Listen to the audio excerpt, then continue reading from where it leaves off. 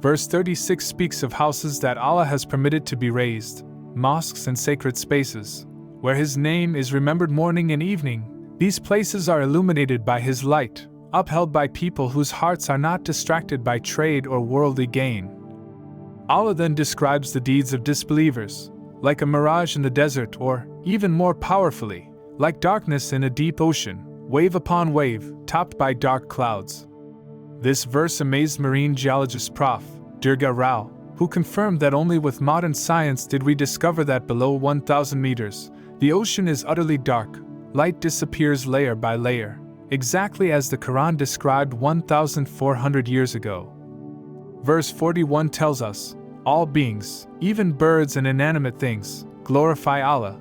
Though we don't understand their praises, every atom in the universe responds to His will. Modern science supports this view. Everything, even the early universe in its smoky, primordial state, is responsive and obedient to the Creator.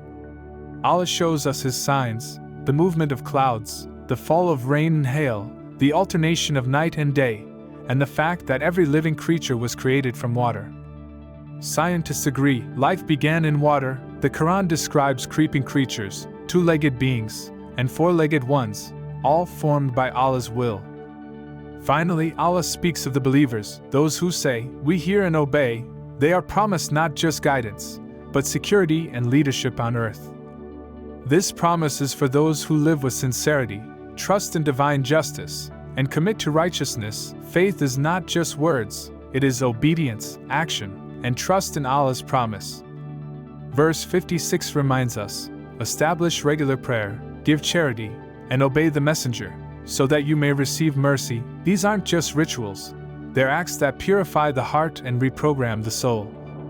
As Khalil 7 says, when you pray deeply, visualizing paradise, judgment, and the meanings of Quranic verses, it becomes more than worship, it becomes healing, recharging the brain like divine therapy. Verse 57 warns the disbelievers, you can't stop Allah's plan, your refuge is the fire, a powerful reminder of consequence.